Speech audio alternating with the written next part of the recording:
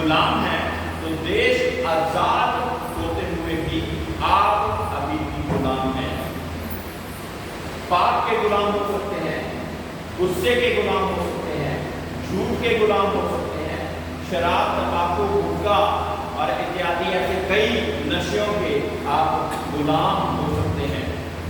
हाँ, एक बार कहते लोग कि मैं वैसे तो शांत रहता हूं, लेकिन ये व्यक्ति जब मेरे सामने आता है तो मुझे बहुत गुस्सा आ जाता है। यानी कि अभी भी पूर्ण रीति से मैंने गुस्से पे आजादी नहीं पाई है। Praise Lord, hallelujah, hallelujah. वचन कहता है कि आप जिसके गुलाम होते हैं वही आपका अधिकारी होता है। मानते हैं ना? बिल्कुल सिंपल शब्दों में, स्पष्ट शब्दों में, बिल्कुल सिंपल वचन से बात। जिसके आप गुलाम होते हैं वही आपका बॉस होता है, मास्टर होता है या अधिकारी होता है। हाँ, अगर आप शराब ने आपको पता नहीं क्या होता, शाम को एकदम से मन कर जाता और हम हल्का हल्का सलूट करने के लिए बैठ जाते हैं, यानी कि गुलामी कुछ ना कुछ है अभी।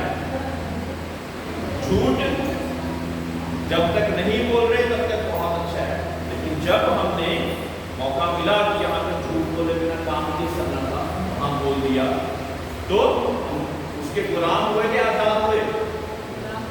गुलाम हुए।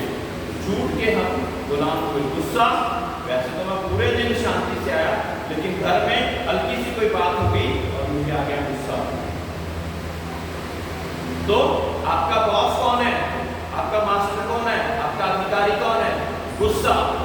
हाँ, अधिकारी ही आपको इस बात को करने में विवश करता, और जब विवश करता तो वो आपका स्वामी हो जाता। इन सभी चीजों का स्वामी कौन है?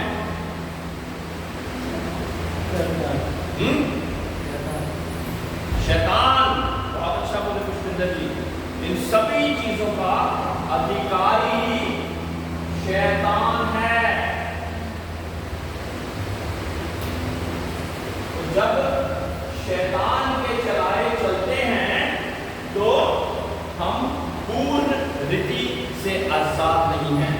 लेकिन मेरे भाइयों, धन्य हो आप लोग, क्योंकि आप लोगों को परमेश्वर का वचन आप तक पहुंचा और आप लोगों को यह सौभाग्य प्राप्त हुआ कि आप उन सब चीजों से आजाद हो जाएं।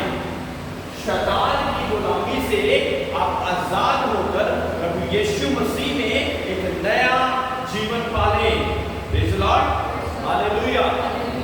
वचन क्या था कि पुरानी बातें बीत गई, देखो सब कुछ नया हो गया। यानी कि पुराना मनुष्य जिसमें सिन था, एंगर था, झूठ था, शराब था, वो सारी बातें बीत गई, देखो सब कुछ नया हो गया।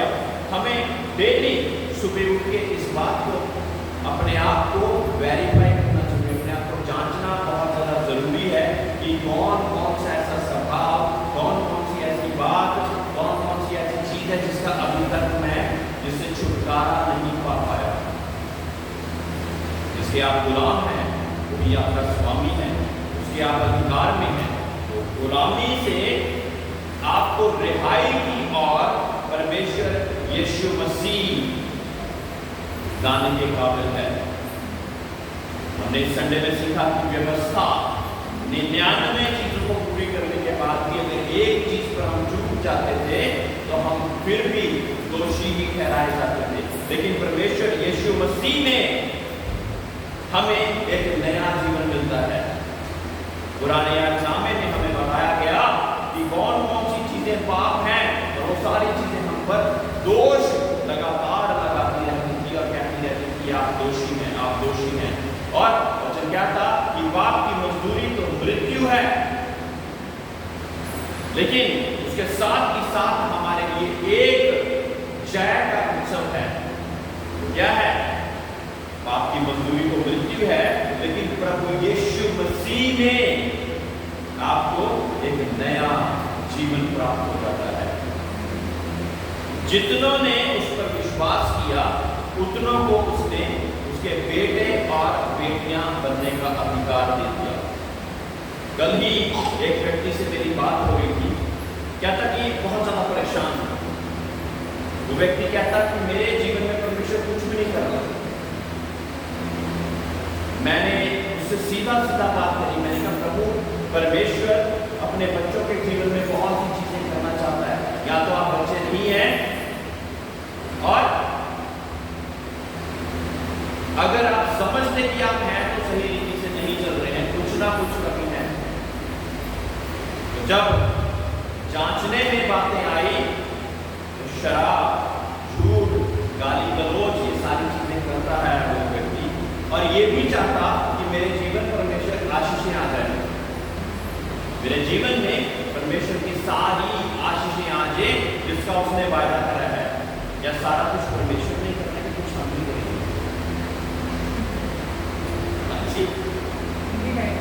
सारा कुछ परमेश्वर ही करता रहे, हम कुछ भी नहीं करेंगे, ऐसा हो सकता है क्या? जब मैंने बोल दिया कि ये सारी चीजें अब अगर आप पे हैं तो आप गुलाम किसके हैं? जो से बोले तो जब शैतान के जो गुलाम हैं उनको परमेश्वर आशीष देगा? बताइए, हैं? कहां से दे दे? आप गुलामी किसी और की कर रहे हो, तो जिसने आपको आजाद किया वो आशीषें कहां से दे दे? आप भी तो पूर्ण रीति से आजाद ही नहीं हुए, तो वो आशीषें आप प्रभु पे दोष नहीं लगा सकते कि प्रभु तूने मुझे ये नहीं दिया, तूने मुझे ये नहीं दिया, तूने मुझे ये नहीं दिया।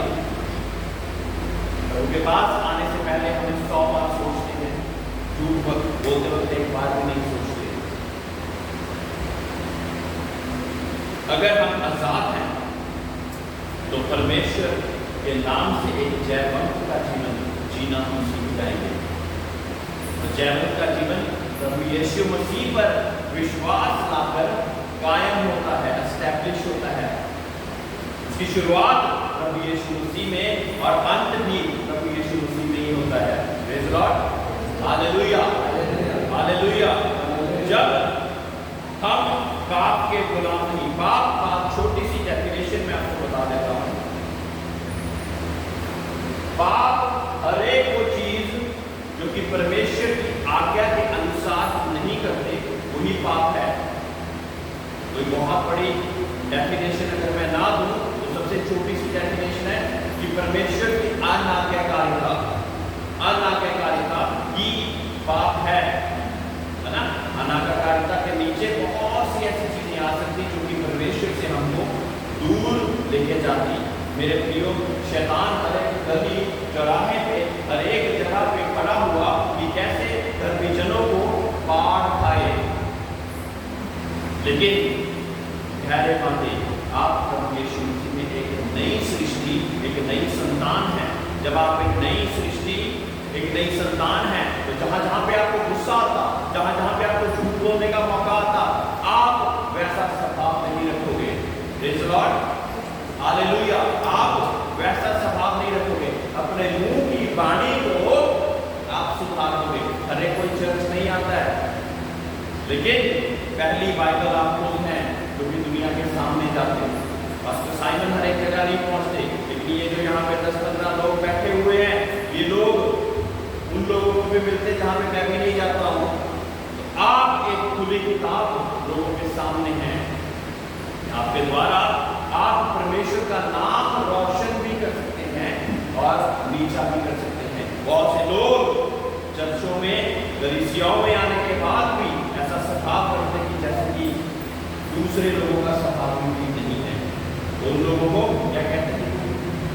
परमेश्वर के पास जाते हो, संडे को जाते हो, फ्राइडे को जाते हो, बीच में कोई प्रार्थना रखी जाती, फिर भी जाते हो, बहुत अच्छी बात है, लेकिन परिवर्तन तो कोई नहीं आता। शर्मिंदे से हो जाएंगे।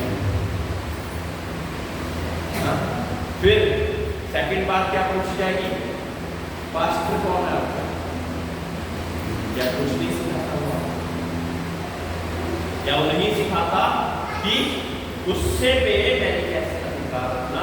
क्या वो नहीं सिखाता कि झूठ का मौका जब मिले तो मुझे क्या करना है? जब पाप करने का मौका मिले तो मुझे क्या करना है? क्या ऐसी बातों को नहीं सिखाता क्या? मेरे प्रियो, आप एक खुली पत्री हैं, एक ओपन टेस्टमनी है, एक जीवती पत्री, एक जीवती परमेश्वर की गवाही है। आप परमेश्वर का नाम रोशन अपने चलते फिरते अपनी बातचीत से कर सकते।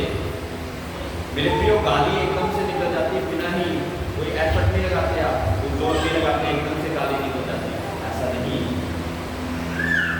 परमेश्वर के वचन बिना किसी एफर्ट से, बिना किसी जोर लगाए आपके बीच में से निकलने चाहिए।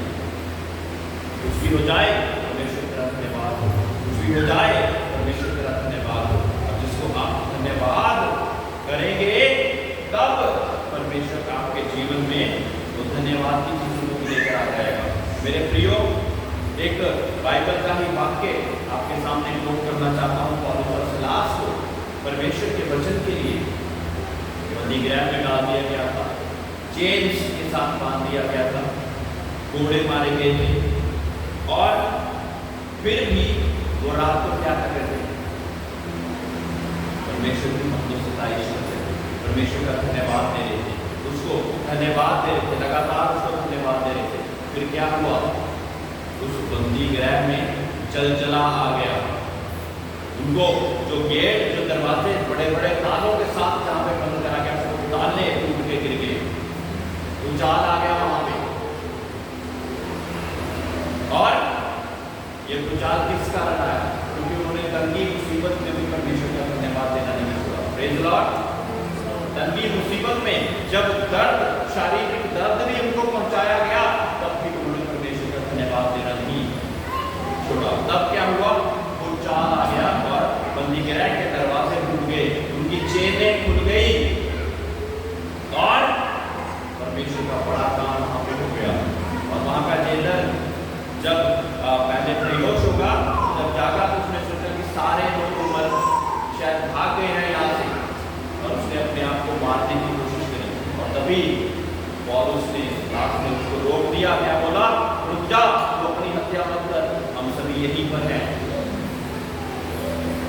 अगर वो भाग जाते तो शायद जो कार्य उस व्यक्ति के जीवन में होना था होना होता, और वो वैसे के वैसे बन जाता। जेलें खुल गई है, ताले खुल गए हैं, जाने का पूरा पूरा न्योता है, भाग जाएं तो किसी को पता भी ना लगे, लेकिन वो नहीं गए। किस वजह से? उस एक, मुझे लगता है कि उस व्यक्ति के कारण, जो कि जब उसने देखा कि वो सब यहीं पर हैं, और जब उसके साथ पर कि किसने ऐसा सब कुछ करा, परमेश्वर का वचन सुनाया गया, तो वो और उसका घराना बनाया गया। Praise Lord, hallelujah. ये है परमेश्वर का कार्य और परमेश्वर के लोग। मेरे प्रियो, आज आजादी के दिन, आजादी के उत्सव पर मैं चाहता कि आप लोग अंदरूनी तौर से आजाद हो जाए, हर एक बंधन आपका टूट जाए, दुष्ट आत्मा से आप आजाद हो जाएं, बीमारी से आप आजाद हो जाएं। लेकिन कुंजी यही है, जैसे कि हम बहुत बार जाते, चर्च जाते, ये करते, वो करते, हमारे जीवन में कार्य नहीं हो रहा। मेरे प्रियो, कार्य तो आपने खुद ही रोका हुआ है। वो गुटका लगाकर, पिचकारियां मारकर,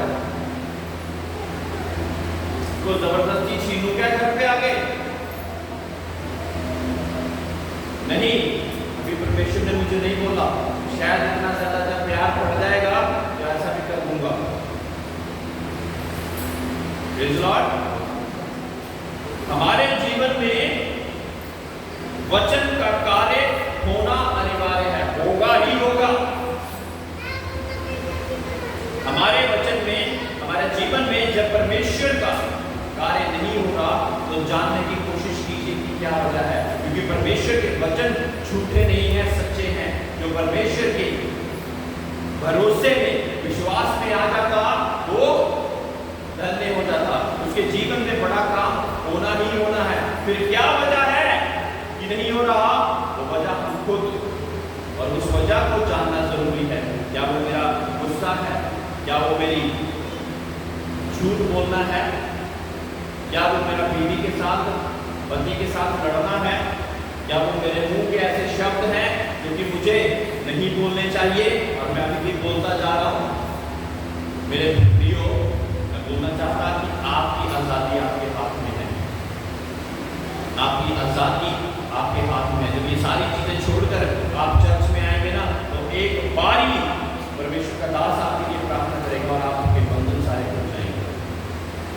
ये मेरा विश्वास है।